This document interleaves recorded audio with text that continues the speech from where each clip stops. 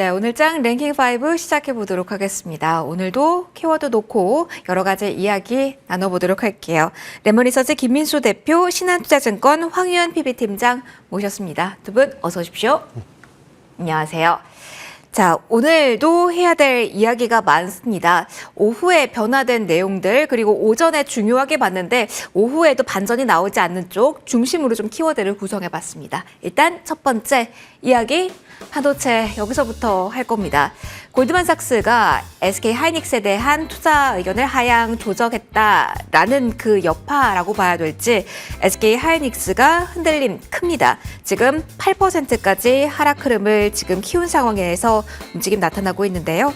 이야기 하나씩 여기서부터 시작해보죠. 김민수 대표님, SK 하이닉스에 대해 좋다, 좋을 것이다 이야기만 나오다가 오늘 이 리포트 하나에 매도 폭탄에 이 브레이크가 심하게 걸린다라고 봐야 될지 궁금합니다. 그리고 HBM 경쟁이 심화되면서 결국은 가격이 낮아진다라는 게 핵심인 것 같은데 동일하시는지 어떤 판단하시는지 일단 그 기준 먼저 듣고 싶습니다.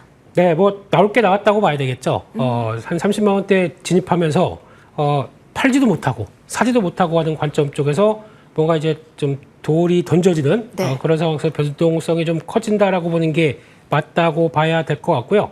관련된 내용 쪽에서 물론 뭐 골드만삭스가 하는 내용들 다 보셨을 겁니다. 다 보셨는데 거기서 핵심은 그냥 목표가가, 그러니까 쉽게 말씀드리면 투자 의견이 하향됐는데 하향됐었을 때 앞으로 변화에 대해서도 쭉 밑엔 쭉 얘기했는데 중간 단계만 보고 저희가 그냥 넘겨버리는 그런 현상들인 거죠. 그래서 일단 지금 나오는 걸 종합을 해보게 되면 HBM 가격이 일단 올해는 목표가 실적을 상향시켰습니다. 근데 내년은 하락시킨 게 두 자릿수 이상으로 하락할 수 있겠다라고 바라보는데 거기서 이제 왜 HBM 가격이 하락하냐에 대해서는 정확하게, 그러니까 엔비디아가 중심으로 가격을 하락시킬지 아니면 또 업황이 그만큼 AI 투자가 생각보다 좀 주춤해서 하락되는지 아니면 또 여러 가지 변수들 뭐 삼성전자가 들어와서 하락하는지 이런 거는 상관하지 않고 일단은 HBM 가격에 하락에만 무게를 뒀다라고 하게 되면 변수가 너무 많은데 네. 그 중에서 하나를 둥그렇게 얘기를 하면서 들어왔다는 얘기는 솔직히 그냥 찔러본 거라고 생각합니다. 그런 관점 쪽에서 두 자릿수 이상 하락할 관점이 높다 보니까 그중에 가장 큰 SK 하이닉스의 타격 네. 이렇게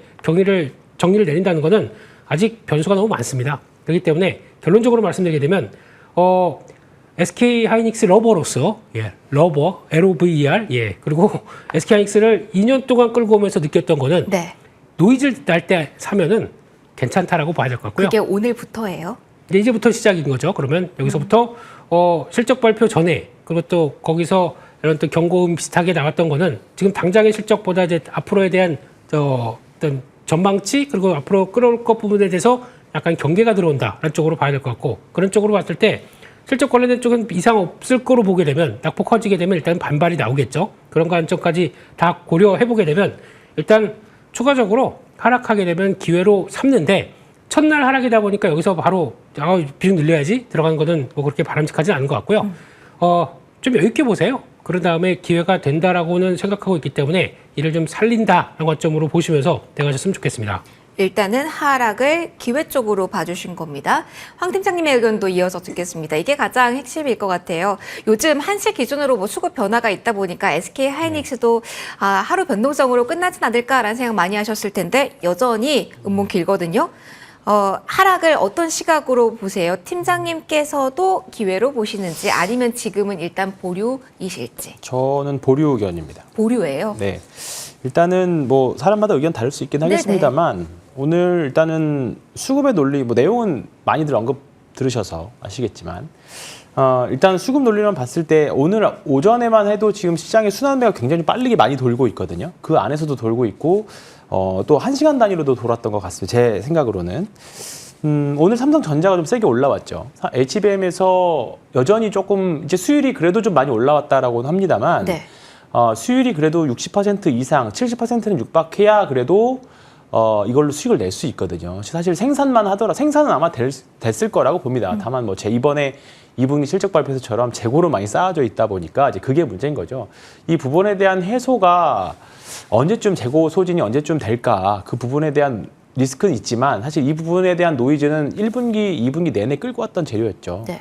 이제 앞으로는 좋아질 거라는 기대감이 사실 조금은 더 나와 있는 상황이고 그 상황에서 하이닉스가 올해도 여전히 돈을 많이 벌겠지만 좀 많이 주가가 빨리 오는 그런 부분들도 좀 있죠. 그렇게 하다 보니까 지금 시장의 트렌드 자체가 좀 많이 올라왔던 종목들 위주로는 좀 빠지고 아래에 있는 종목들이 이제 하나둘씩 올라오는데 반도체 내에서 순환매의 양상을 그렇게 보인다고 봅니다. 그래서 일정 부분은 키 맞추기 양상이 좀 필요할 것 같아서 오늘 하이닉스가 벌써 거래량이 최근 6개월 이상 거래량보다는 거의 최고 수준이 나올 것 같거든요. 이대로만 가면. 거래 대금은 이미 최고 수준을 넘어섰고요.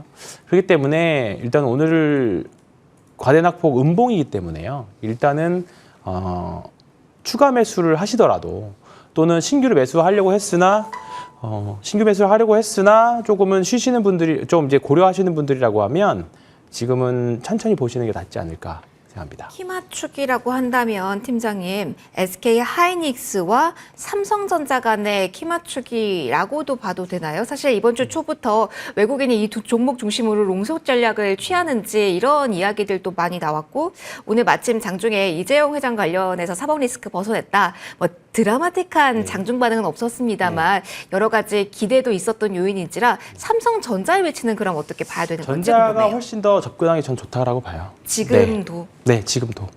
그렇네. 지금 시장이 워낙에 밑에 있는 주식에 대한 수요가 많이 있고요. 그다음에 이제 반도체 삼성전자 기다릴 만큼 기다렸다. 그런 충분히 바닥에 탄력도 받은 구간이기 때문에 뭐 정치적인 뭐 CEO 리스크라던가 여러 가지 대외적인 변수는 이미 주가에 많이 반영됐다라고 봅니다. 이미 프라이싱 됐다라고 보고요. 대신에 오늘 하이닉스가 빠지는데 올라왔다라는 거는 반도체 쪽에서 매매하는 스마트머니들이 하이닉스 팔아서 삼성전자 간다라고밖에 생각할 수밖에 네. 없거든요. 그렇기 때문에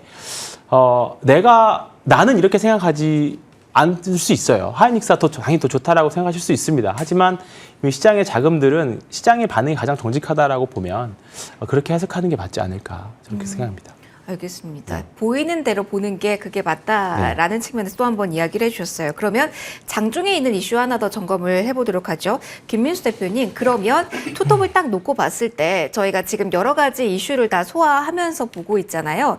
오늘 3시 전후로 해서 TSMC 실적이 나올 겁니다. 분기 데이터 영향을 좀 크게 받을 수 있기 때문에 한번 여쭤보려고 합니다.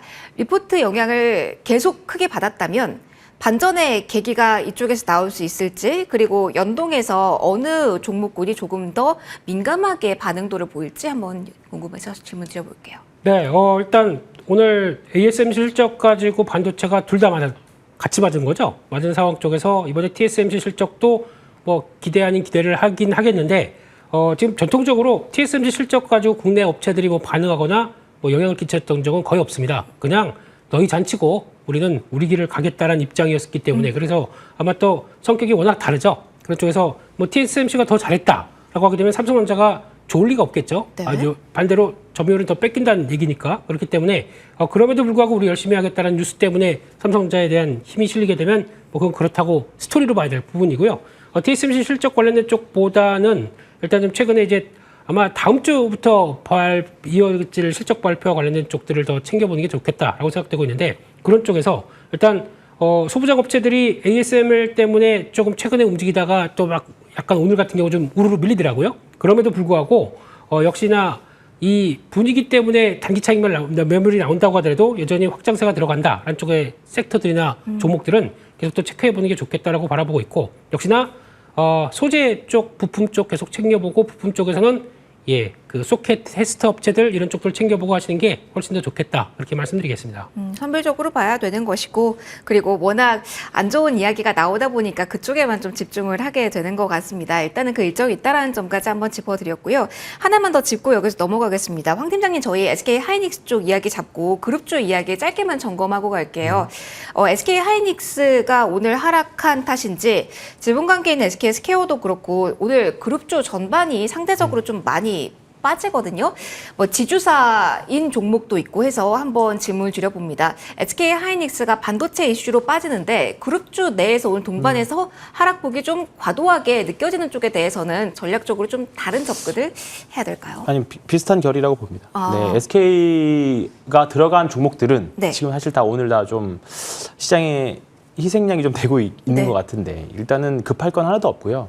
시장에 대체제가 없다면 이 종목 추가 매수하면 좋긴 하겠습니다만 지금 시장의 자금이 투자자들이 굉장히 좀 조급하거든요. 그렇기 때문에 어떠한 악재가 나왔을 경우에는 바로바로 매도를 한 이후에 지금 잘 움직이는 종목들, 뭐 대표적으로 바이오 같은 섹터로 바로바로 옮겨 타고 있기 때문에 여기서 지금이 저점이어서 오늘 아래 꼬리를 달고 올라갈 수도 있습니다. 하지만 그건 말 그대로 이제 결과론이거든요. 뭐 밸류업의 가치라던가 여러 가지 측면에서 버티실 수 있다라고 하면 기다리는 것도 투자의 한 방법일 수 있겠습니다만 만약에 그 기다리는 동안 다른 종목이 더 갈 수도 있다라는 그런 이제 기회비용도 우리 생각을 해봐야 돼요. 그렇기 때문에 지금부터는 리스크 관리 차원으로 좀 보시는 게 낫지 않을까.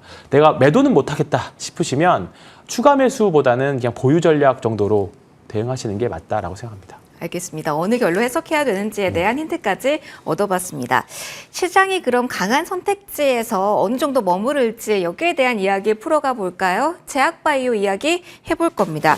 김민수 대표님, 많은 투자자분들이 진짜 마음이 급하실 거예요. 이전 상반기를 보면 초기 사이클에 진입을 못하면 그 다음에도 못하고 계속 못해서 소외되는 현상을 좀 느끼셨기 때문에 제약바이오가 진짜 하반기 히어로 종목으로 떠오르는데 지금이 초입인가? 지금부터 여기에 대한 매수 강도를 높여야 되나? 그러면서 코스닥 가나? 이런 전략 고민을 큰 틀에서 하실 것 같거든요. 네. 제약바이오 쪽에 대한 지금 환경 조성 긍정적으로 되고 있다라고도 볼 수 있을까요? 다는 아닌 것 같고요. 일부요? 예, 종목에 따라 다른 거로 봐야 될 것 같습니다. 그리고 오늘 같은 경우는 보니까 그동안 이 회사 괜찮은데 분위기가 제대로 안 나오다 보니까 아우 다들 알테오젠만 봐 라고 네. 했던 분들이 오늘 같은 날 또 빠르게 올라오더라고요. 대표적으로 뭐 유한양행 빠르게 올라오고 있고 한올바이오파마 이런 회사들도 올라오다 보니까 이제 좀 처졌던 것 좀 나도 좀 가보자라는 쪽으로 확산이 되는 과정으로 보는데 그중에서 이제 두 축으로 보는 게 일단 알테오젠을 비롯한 플랫폼 쪽이고요. 또 비만 치료제 쪽으로 보는데 그러니까 비만 치료제로 한정돼서 보게 되면 답이 안 나옵니다. 그러면 우리가 뭐 일라이릴리나 노브노디스크만큼의 성과를 내는 게 거기서 붙어서 할 만한 거는 확인이 안 되는데 이게 이쪽도 플랫폼으로 나오기 시작하면서 확산되기 시작한다. 그러면은 그러니까 비만 치료제로 보는 게 아니라 플랫폼으로 장기 지속형 치료제의 플랫폼으로 본다 그러면 답이 더 나올 수가 있거든요. 오늘 이제 펩트론이 보여줬던 게 그런 흐름이라고 생각합니다. 네. 보니까 전립선암 성 조숙증 치료제 루푸스인가요? 루푸슨? 예, 루프원? 예. 언제 이름이 바뀌었네요. 루프원이요? 예, 루프원이 이거 승인을 받는데 우리나라에서 승인을 처음으로 받았는데 잘 보시게 되면 장기 지속형 플랫폼을 가지고 성과를 냈다는 쪽에서 이게 결과가 이렇게 나왔다라고 하게 되면 이게 단순하게 비만 치료제가 아니라 그러니까 매일 뭐 가서 매 주사를 맞는 빈도나 아니면 또 약효가 오래되는 관점들을 바꿔버린다라고 하게 되면 훨씬 더 기대감이 높아질 수가 있겠죠. 그런 게 이제 반응을 하면서 단순한 그러니까 영역이 확장되는 과정으로 본다라고 하게 되면 이해는 할 수가 있겠다라고 바라보는데 그럼에도 불구하고 이제 그러면 지금 펩트론 기준으로 시총이 이제 한 6조 넘어서 들어가는 부분들이 이게 적당할 것이냐. 그건 이제 시장이 밸류를 찾아갈 문제라고 생각하고 있는데 그런 쪽에서 반영을 하면서 이 정도까지 올라왔다는 쪽들은 단기적으로 또 항상 시장은 과하면 또 누르고 네. 또 많이 또 처져 있으면 또 돌아가고 하는 관점으로 본다라고 하게 되면 지금 비만 치료제 관련된 쪽에서 흐름들을 따라가는 건 별로 아니라고 생각하고 있고요. 여전히 주축으로 본다 그러면 앞으로 그래도 하반기에 성과를 낼 만한 플랫폼 업체들 본다라고 하고 또 뭐 알테오젠 같은 경우도 코스피 이전과 관련된 얘기를 많이 하는데 네. 그거는 시간이 좀 오래 걸립니다. 9월달 이사회 가고 뭐 6개월 정도 시간이 걸리다 보니까 더 오래 걸리는 얘기라고 봐야 되겠죠. 그런 쪽에서라고 한다고 하더라도 대장 쪽들이 움직임이 나와야 그 다음이 간다라는 관점적으로 봤을 때 일단은 지금은 성과를 냈던 종목들 중심으로 보자라는 쪽에서 플랫폼 중심으로 보는 게 가장 마음 편안하고 대응하기 좋지 않을까 그렇게 바라보고 있습니다. 그러면 대장으로 치고 올라가는 종목에도 상단이 열려 있다라는 관점으로도 정리해도 될까요, 대표님? 네, 그게 더 맞다고 봐야 될 것 같고요. 그리고 또 지금 이제 성과가 추가적으로 낼 가능성이 있다는 기대감만으로도 주가가 움직이긴 하는데 그게 이제 항상 바이오들은 그게 없게 되면은 움직이는 근거가 없지 않습니까? 근데 그게 더 구체화된 사실이기 때문에 움직일 수 있겠다라고 하는 연결성만 갖고 있게 되면 그런 게 더 낫겠다라고 봐야 될 것 같고 어제도 보다 보니까 작은 뉴스 가지고 빠르게 움직이는 바이오들도 많습니다. 근데 그걸 내 게 아니라고 생각해야 되지 그게 올라가서 부럽다라고 보는 거는 바람직한 전략은 아닌 것 같아서 내 것만 찾자 그렇게 말씀드리겠습니다. 그 오르는 게 내 거였으면 좋겠다라는 생각들을 사실 많이 하시는 것 같기는 한데요. 제약바이오 조금 더 파헤쳐 보도록 하겠습니다. 팀장님, 이야기 제약바이오 쪽에 조금 더 머물러 보도록 하겠습니다. 신약 키워드 종목에서 움직이는 종목들이 워낙 많다 보니까 선택지에 대한 이야기 항상 많이 해주시잖아요. 차선의 선택지가 지금 최선의 선택지로 바뀌는 구간일 수도 있을지 궁금하고요. 실적 시즌도 뭐 CDM뿐만이 아니라 다른 쪽에서도 좋다라는 평가 나오는 쪽 많거든요. 그쪽은 이번 달에 계속 긍정적인 시각 유지해도 될지도 함께 질문 드려봅니다. 이제 확실히 실적 시즌이기도 하지만 네. 이제 8월 정도 되면 시장의 색깔이 변하는 시기이기도 합니다. 그러니까 이제 1, 2분기 때 좋았던 주도주들이 이제 2분기 실적 발표를 전후로 과연 3분기에도 그 성장률만큼 더 나와줄 수 있느냐. 그러니까 1분기, 그러니까 1, 2, 3월 정도는 우리가 기대감 영역으로 많이 올라갈 수 있습니다. 근데 이제 거기서 기대감이 실적까지 받쳐주는 실적 종목들, 그러니까 넘버스와 내러티브를 다 받쳐주는 종목이 7월 정도까지는 주도주를 보이는 경향이 좀 있고요. 네. 이제 여기서 2분기 실적이 과연 내년도 실적까지도 이어질 수 있느냐, 수익률 곡선이 더 가파르게 나올 수 있느냐, 그 부분에 대한 물음표가 있을 수 있어요. 이제 그렇지 못한 기업들은 4, 4분기 때 3분기부터는 좀 쉬어갈 확률이 높고, 이제 만약에 이제 그런 틈을 타서 새로운 주도주들이 이제 올라올 수 있는데 대표적인 게 바이오하고 반도체라고 보고 있습니다. 오늘 보면 소부장, 삼성전자 올라오면서 소부장들도 좋은 흐름들이고 종목에 네. 따라서는 굉장히 좋은 흐름들이 나오고 있고요. 이제 바이오 같은 경우에는 이제 3분기, 4분기가 굉장히 좀 많이 기대되는 종목들입니다. 지금 시장 금리가 꽤 다시 장기 개체 금리들이 다시 올라가면서 좀 시장에 대한 금리 예상들이 좀 엇갈리는 부분이 많이 있어요. 그리고 미국에서도 이제 채권을 더 많이 발행을 해야 되는 부분이 예상이 되어 있다 보니까 금리가 더 튀어 올라가는 거 아니냐에 대한 우려도 있습니다. 분명히. 하지만 지금 시장에서는 다 필요 없고 바이오들이 확실히 좋은 흐름들이 보여지고 있고요. 미국 바이오도 마찬가지입니다. 그러니까 이런 부분을, 그러니까 우리 전자 바라봤을 때의 그 악재들이 바라보는 인식들이 똑같은 것 같아요. 금리 부분도 여기서 더 올라갈 가능성은 있지만 반대로 여기서보다 위로 금리가 올라갈 가능성보다는 이제는 악재들보다는 호재가 나올 확률이 더 높다. 쉽게 말해서. 그렇다라고 보면 지금 제약바이오들 그리고 1, 2분기 때 미뤄졌던 라이센스 아웃들이 3분기, 4분기에는 기대되는 종목들도 많이 있고요. 오늘 펩트론 같은 경우에는 증설에 대한 부분이 좀 더 확대되면서 앞으로 돈을 더 많이 벌 수 있겠구나에 대한 그런 부분까지 나오면서 시장에서 여기가 이렇게 올랐는데 한 번 더 많이 올라가네. 그렇게 시장이 평가하고 있는 거죠. 더군다나 지금 코스닥 1등이 알테오젠이 이제 역사적 신고가를 돌파를 했습니다.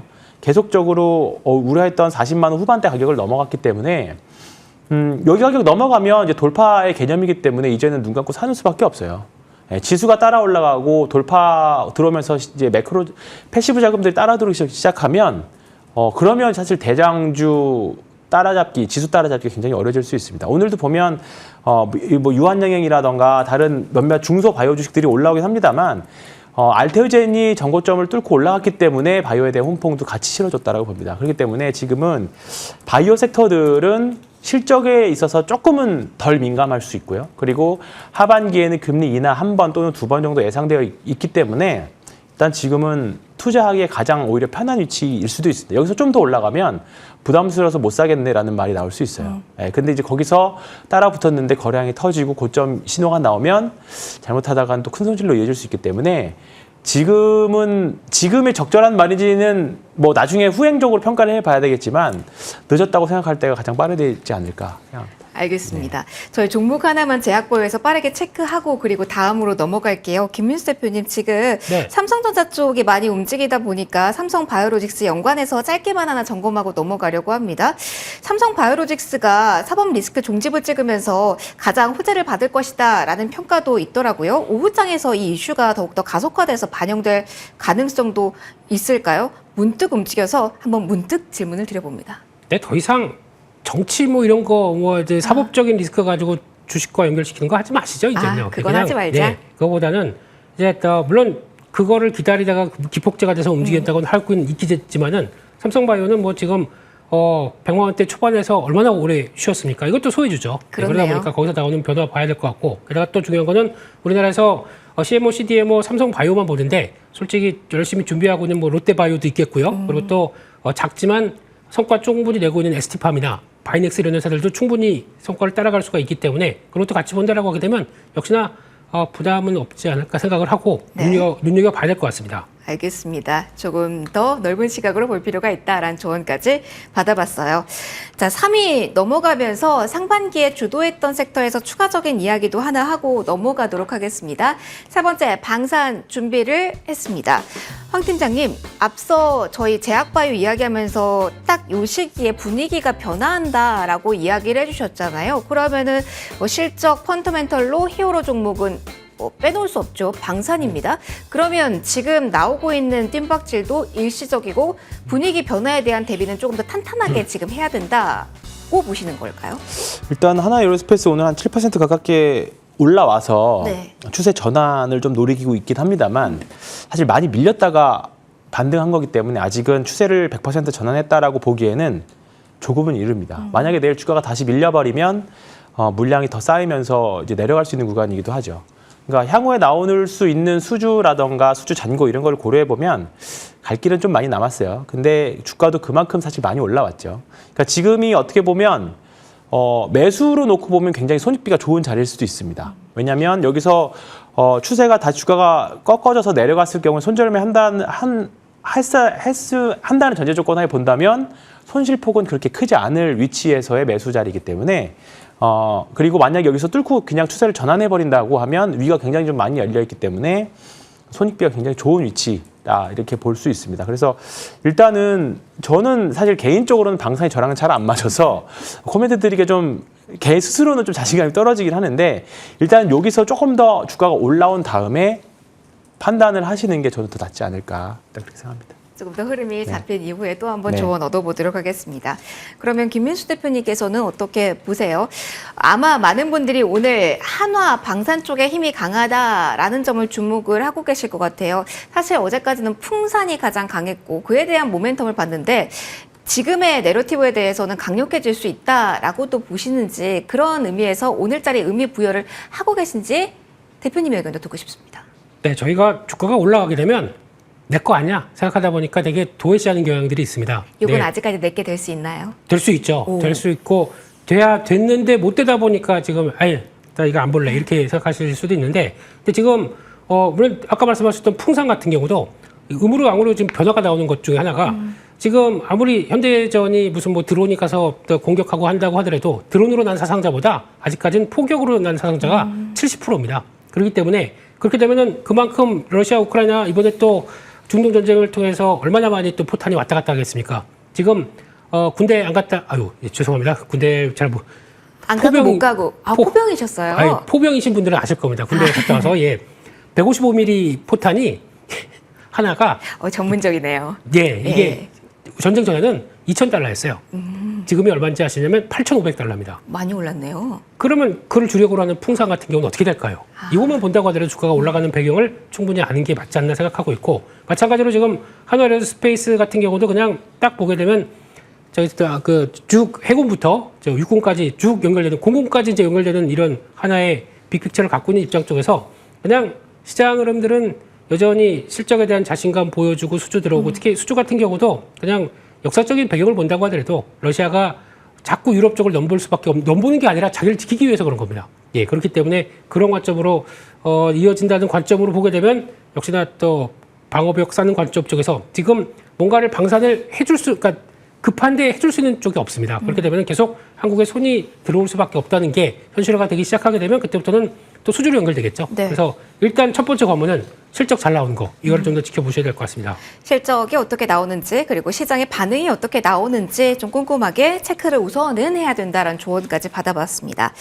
정책 이야기를 이번 좀 많이 안 하고 있기는 한데요. 여기 변동성에 있어서 한번 질문하고 넘어가려고 합니다. 전자결제 관련주 스테이블 코인 관련해서 좀 이야기를 해보려고 합니다. 각계 전투고요. 그런데 위아래 폭이 워낙 강하게 나타나고 있습니다. 전자결제 관련주 황 팀장님, 오늘 그래도 상대적으로 가장 강한 곳은 NHN KCP고 그리고 많이 하락한 쪽 한다면 카카오페이일 텐데 먼저 카카오페이 한번 질문 드리고 싶어요. 대장주로 꼽고 계신 분들이 많으셨을 것 네. 같거든요. 그런데 증권사 리포트 지난주 그리고 오늘 또 한 번 좀 무너짐 나옵니다. 이 흐름 자체를 어떻게 봐야 돼요? 예. 대장주가 다른 쪽이니까 괜찮다? 아니면 대장주가 무너지니까 여기 경계해야 된다? 어느 쪽이십니까? 뭐 스테이블 코인으로 묶여서 움직였지만 네. 뭐 전형적인 테마주의 패턴의 모습입니다. 사실 아직까지 스테이블 코인, 특히 이제 원화 스테이블 코인 관련해서는 아직은 뭐 달러에 비하면 굉장히 좀 미약한 수준이기도 하고요. 아직 그 원화 스테이블 코인이 여러 가지 용도로 사용 가능성이 있다라고는 하지만 아직 그 범위, 그 가능성에 대해서도 현실화된다고 하더라도 사실 규모는 굉장히 좀 작은 편이고, 전형적으로 지금 이 부분에 대한 실적은 굉장히 없는 편이나 마찬가지죠. 그러니까 모든 테마주의 생로병사를 보면 처음에 기대감으로 오르긴 합니다. 올라갔다가 실적 시즌 전후로 해서 주가 좀 밀렸다가 그 관련 섹터, 그 산업에 속한 종목들이 관련 그 테마로 돈을 벌기 시작하면 정말 어마무시하게 주가는 올라갈 수 있다고 봅니다. 대표적으로 과거에 뭐 전기차도 그랬고요, 로봇도 그랬고요, 앞으로 뭐 자율주행이나 지금 드론도 다 마찬가지입니다. 근데 스테이블 코인은 앞으로 다가올 미래는 확실히 맞는 것 같아요. 근데 과연 언제쯤 이걸 현실화해서 돈을 벌 수 있을까에 대한 고민들이 분명히 있는 위치예요. 그렇기 때문에 그렇다고 해서 그 다가올 미래가 언제 오느냐에 대한 거는 사실 아무도 몰라요. 아무도 모르기 때문에 지금 대체재가 충분히 있는 상황에서 다른 성장주들이 충분히 좋은 상황에서 지금 추세까지 꺾여져 있는 종목들에 대해서는 사실 아직은 탄력을 좀 받기 어렵죠. 그러니까 아마 오늘 예를 들어서 카카오페이가 12%, 13% 밀리는데 이렇게 되면 또 반대로 또 급등락이 나올 수도 있습니다. 그렇기 때문에 방송에서 사셔라 마셔라라고 말씀드리기에는 너무나도 그 급등락이 크죠. 큽니다. 그렇기 때문에 그렇다고 제가 뭐 장기적으로 보유하면 좋습니다라고 하기에도 사실은 굉장히 좀 언제 장기적인데 그렇게 말씀드리기가 사실 좀 굉장히 좀 먼 미래예요. 그렇기 때문에 제 기준으로는 아직은 조금 더 주가가 탄력을 다시 살려서 추세를 회복한 이후에부터도 예를 들어서 지금 한 19,000, 75,000원, 한 8만 원 정도는 넘어가야 추세에 대한 본격적인 회복이거든요. 그러니까 지금 사서 8만 원 넘어가면 너무 비싸게 사는 거 아니냐 이렇게 볼 수 있지만 네.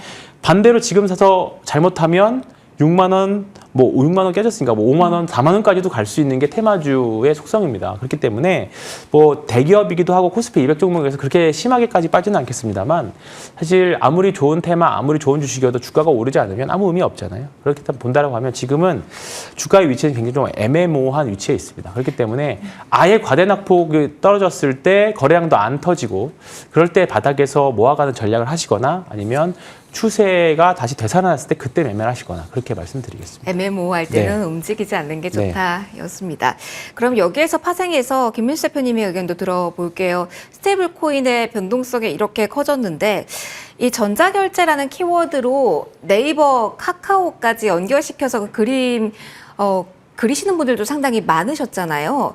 지금 이렇게 시장의 반응이 나온다면 애초에 플랫폼에 가졌던 전략도 지금 변화를 구사해야 될까요, 대표님?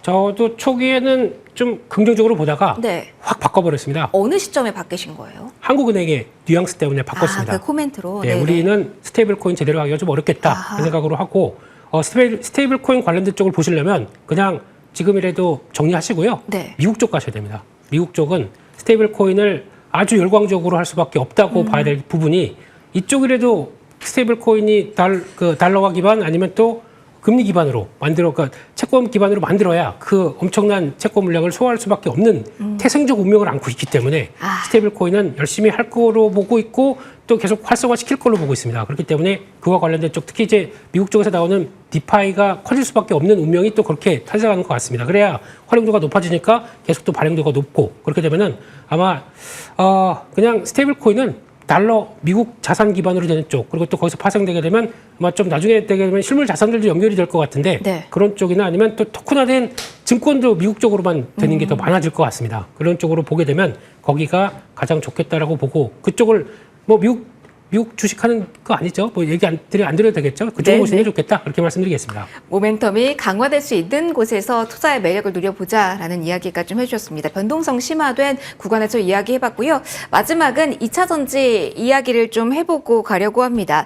황 팀장님, 오늘 뭐 일정을 본다면 산업장관 인사가 있습니다. 인사청문회 중에 이 후보가 이야기하는 게 한국판 IRA 도입 추진한다라는 이야기여서 도입이 추진된다면 숨통이 더 트이지 않을까라는 기대도 살짝 있는 것 같아서 질문을 좀 드려봅니다. 오늘 가장 강한 쪽이 LG화학이라서 이 종목이 그래서 가나요? 연결고리를 지어서 질문 드리기는 조금 애매하지만 모멘텀 기대해도 되는지 일정이 있어서 여쭤보도록 하겠습니다. 당분간은 어떻게 질문을 하셔도 재미없다라고밖에 말씀 못 드릴 것 같고요. 어떻게든 고민을 좀 했거든요, 팀장님. 네. IRA로 인해서 이제 보조금 받으면 당연히 뭐 실적은 좀 좋아질 수는 있겠죠. 근데 다만 이제 그 실적이 강제로 생명주를 연장시켜주는 정도고 주가가 폭발적으로 올라가려면 과거에 2023년도처럼 뭔가 전기차가 폭발적으로 팔리거나 아니면 다른 배터리를 우리나라에서 좀 새로운 제품들을 만들어서 새로운 배터리를 만들어서 시장을 패턴을 완전히 패권을 완전히 잡는 그런 게 좀 나와야 되는데요. 지금은 좀 그런 구간은 아닌 것 같아요. 차라리 석유화학은 이제 3분기가 실적 바닥으로 인해서 좀 올라오는 그런 분위기가 좀 있죠. 그렇기 때문에 오늘 보면 2차 전지 섹터들의 흐름이 굉장히 다 중구난방입니다. 네. 예, 하나의 뭐 결이 있는 것도 아니고 가끔 주가가 한번 쿵 떨어지면 며칠 안에 또 전반적으로 섹터 액션이 나오면서 전체적으로 반등이 나올 때가 있거든요. 지금은 그 정도의 기술적인 매매 플레이가 이루어지는 구간이지 뭔가 업황이 좋아지거나 정말로 배터리가 엄청나게 팔리거나 전기차가 엄청나게 팔리거나 그런 구간은 아닙니다. 그렇기 때문에 2차 전지는 뭐 이런 단순한 호재 정도가 나와서 긴 흐름으로 좀 좋아지겠다라고 하면 할 수 있지만 아직은 주가의 폭발적인 상승이 나오려면 횡보 구간을 지나고 주가 돌파가 나와야 폭발적인 상승이 나온 거거든요. 네. 근데 그 횡보 기간이 1개월이 될 수 있지만 1년, 2년이 될 수도 있어요. 그 기간에 대한 우리는 확신을 할 수 없기 때문에 지금 구간에서는 그냥 중립 의견 계속 드리겠습니다. 알겠습니다. 얼마나 더 기다려야 되는 걸까요? 어려운 질문이니까 대표님과도 공유를 좀 해보도록 하겠습니다. LFP 관련해서 뭐 기아가 이쪽 쓴다라는 이야기를 콕 집어서 질문 드리려고 했지만 재미가 딱히 없을 것도 같아서 어느 중점적인 포인트가 오늘 있는지 아니면 여전히 기술적인 대응으로 기다림으로 보시는지 짧지만 임팩트 있게 답변 부탁드릴게요. 임팩트가 없어요. 예. 그 정도인가요? 일단 지금 봐야 될 부분들은 왜 기아 현기차가 다 중국산 NCM을 쓰느냐? 네. 싸서 그렇습니다. 예, 경쟁을 하기 위해서는 싸게 거기 포인트를 맞춘다. 북미 쪽에서도 싸게가 경쟁이 될 수밖에 없습니다. 그러면 네. 북미 쪽에서도 LFP가 대세가 될 수밖에 없고 딱 두 가지만 보시면 됩니다. LFP 들어가는 양극재, 음극재 그리고 또 ESS. 요거는 한때 한번 잠깐 소개를 시켜드렸었는데 최근에 급등한 종목이 있습니다. 근데 오늘 실적 발표하고 이제 LG에너지솔루션과 SK온으로 들어가서 ESS의 부품을 확장시키는 종목이 나올 겁니다. 네. 예, 그렇게 되면 뭐 종목을 말씀드릴까요? 그래도 되죠. 신성 ST인데요. 네. 워낙 강한 종목이 그래서 그랬군요. 예. 이거는 아마 매출 속도가 상당히 빠를 겁니다. 근데 이번 실적은 안 나옵니다. 그렇기 때문에 그렇게 보고 대응하셨으면 좋을 것 같고요. 네. 뭐 한중 NCS 이런 쪽들은 ESS 쪽들은 꼭 챙겨봐야 된다. 라는 쪽으로 보고 LFP도 슬슬 발동을 걸 것이다. 그렇게 생각하고 있습니다. 실적 시즌 지나오면서 튀는 종목들 의미 있는 움직임을 보이는 쪽을 한번 보자라는 이야기까지 해주셨습니다. 여기서 오늘 마무리하도록 할게요. 레몬리서치 김민수 대표, 신한투자증권 황희원 팀장 두 분과 함께했습니다. 고맙습니다.